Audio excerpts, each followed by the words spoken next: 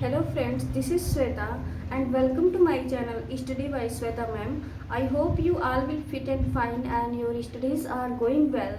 And in today's video, I am going to discuss about a most important poem by William Wordsworth named London 1802. So let's start without any further delay. सबसे पहले मैं आप लोग का इसका जानरा बताऊंगी. जानरा sonnet. Sonnet में कौन सा सोनेट एक पोइट्री का नॉन नैरेटिव फॉर्म है. पोइट्री को दो भागों में डिवाइड किया जाता है एक्चुअली, नैरेटिव और नॉन नैरेटिव. ये नॉन नैरेटिव फॉर्म है पोइट्री का.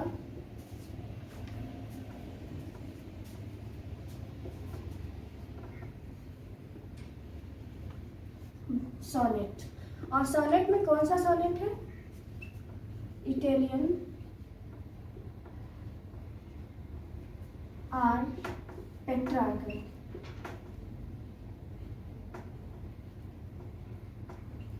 आप लोग जानते हैं इटालियन और पेट्रार्कल सोनेट. इसमें एक ऑक्टेव होता है जो 8 लाइन्स का होता है. Octave and 1 sestet.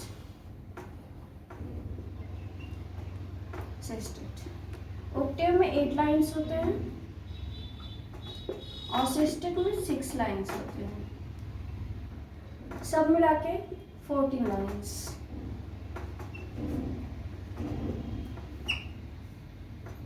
पेट्रार्कल sonnet Italian sonnet की एक पहचान होती है कि फर्स्ट 8 लाइन्स में पोएट समस्या बताने की कोशिश करता है, समस्या बताता है, और सेकेंड 6 लाइन्स में उस समस्या का समाधान बताता है, प्रॉब्लम को सॉल्व करने का तरीका बताता है कि किस तरह से उसको सॉल्व किया जाता है. अब आगे देखते हैं इसकी राइमिंग स्कीम और मीटर क्या है.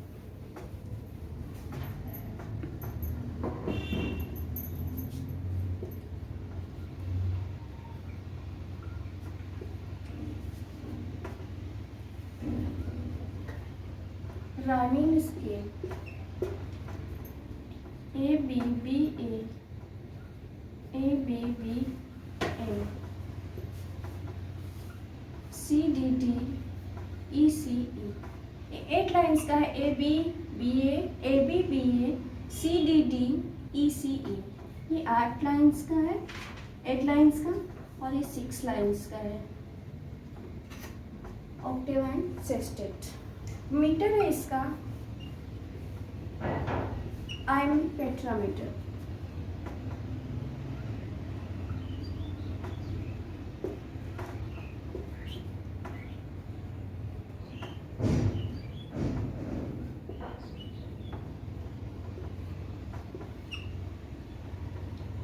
इसका composition date composed in 1802 and published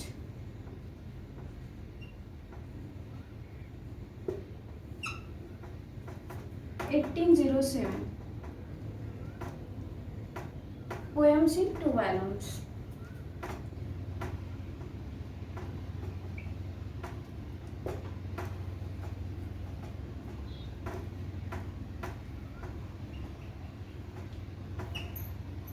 अपने प्रीवियस वीडियोस में मैं आप लोग को 3 पोएम्स पढ़ा चुकी हूँ विलियम वर्ड्सवर्थ की. Solitary reaper, the world is too much with us, और एक और पोएम पढ़ाई हूँ जिनमें कि सारे पोएम 1807 पोएम्स इन 2 वॉल्यूम्स में पब्लिश हुए थे. और साथ ही लंदन 1802 भी पोएम्स इन 2 वॉल्यूम्स 1807 में पब्लिश हुआ था. ये याद करने वाली चीज़ है, ये आपके एग्जाम में आ सकता है. सो आई होप कि आप लोग अच्छे से समझ गए होंगे इसको. अब नेक्स्ट पॉइंट देखते हैं.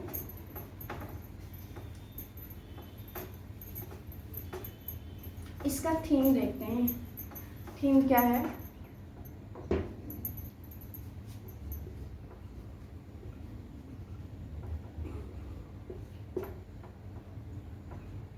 Social decline.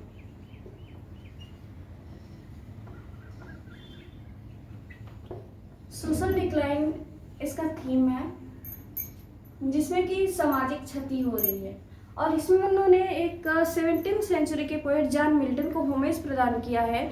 और कहा जाता है कि विलियम वर्ड्सवर्थ जॉन मिल्टन से बहुत ही ज़्यादा प्रभावित थे और उनके याद में वो रो रहे हैं और बोल रहे हैं कि उनके अंदर जो मॉरलिटी थी, जो उनके अंदर गुण थे, उसके कारण इंग्लैंड बहुत ही ज़्यादा प्रोग्रेस किया था और वो चीज़ अब नहीं रहा है जब मिल्टन नहीं रहे।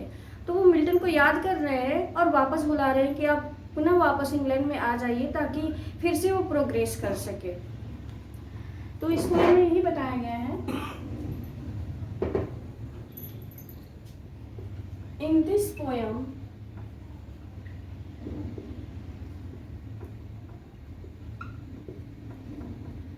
Wordsworth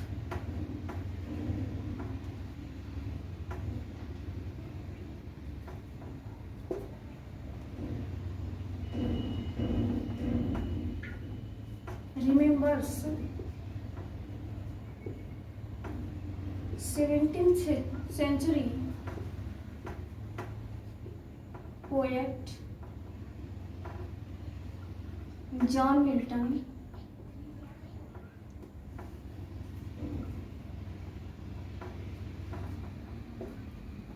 to come in England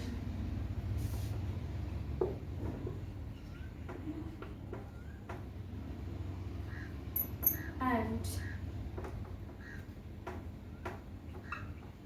save it। So friends, इस पोएट्री में जानने को बस इतना ही है और आपके एग्जाम में अगर पूछेगा तो इतना ही पूछ सकता है, वरना लाइंस इसके बहुत ज़्यादा पूछे जाते हैं। तो मैं लाइंस की तरफ मूव करती हूँ और लाइंस को आपको बताऊंगी।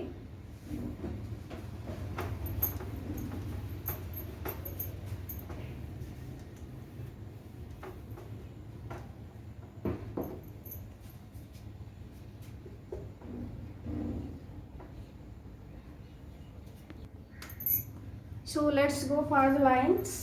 Milton thou shouldest be living at this hour। यहाँ पे वर्ड्सवर्थ मिल्टन को बोल रहे हैं, मिल्टन का आह्वान कर रहे हैं और बोल रहे हैं कि मिल्टन आपको इस समय इंग्लैंड में होना चाहिए था। इंग्लैंड हाथ नीड ऑफ यू। इंग्लैंड को आपकी ज़रूरत है। Sea is a fan. यहाँ पे देखिए सी यूज हुआ है, सी कंट्री के लिए यूज हुआ है, वो इंग्लैंड के लिए यूज हुआ है। Sea is a fen. Fen means दलदल। Sea is a fen. England एक दलदल की तरह हो गया है of stagnant waters. Stagnant water में जमा हुए गंदे पानी की तरह, जमा हुए गंदे पानी की तरह हो गया है। एल्टर। एल्टर मीन्स होता है रिलीजन। स्वार्ड मीन्स होता है fighters ward. And pen. Pen means literature होता है। एंड फायर साइड घरेलू चीजें। The heroic wealth and hall of and bower. इसका मतलब होता है economic. Altar religion, fighters ward, literature, घरेलू चीज़ें और इकोनॉमिक चीज़ें, सारी की सारी चीज़ें इंग्लैंड से ख़त्म हो चुकी हैं जो आपके टाइम में हुआ करती थी।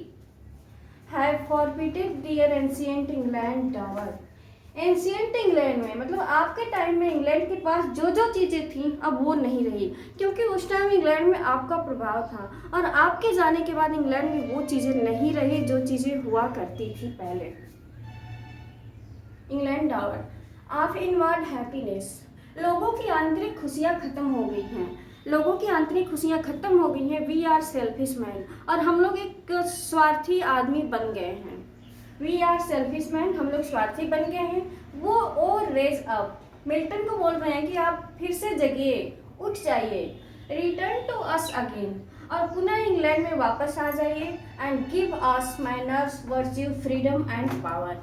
और हमारे अंदर मैनर्स, वर्च्यू, फ्रीडम और पावर का पुनः संचार करिए, या हमारे अंदर मैनर्स, वर्च्यू, फ्रीडम और पावर ला दीजिए। वो मिल्टन को बोल रहे हैं। तो आई होप कि आप लोगों को समझ में आया होगा। ये ऑक्टेव की 8 लाइन्स हैं। अब मैं आप लोगों को सेस्टेट की 6 लाइन्स बताऊंगी।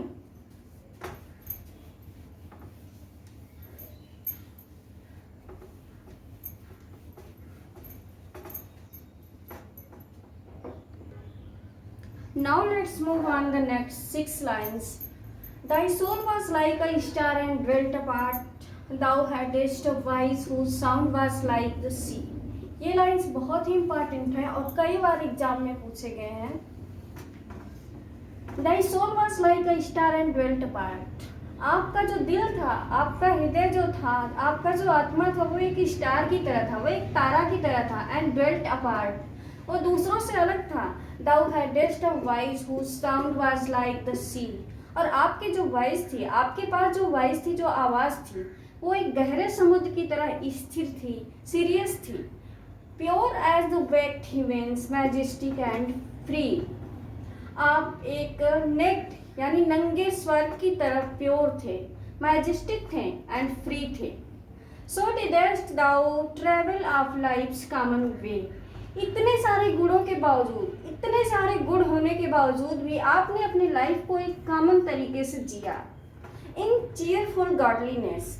और आपके पास एक खुश मिजाज गॉड लाइक हार्ट था and yet thy heart the lowliest duties on herself did ले।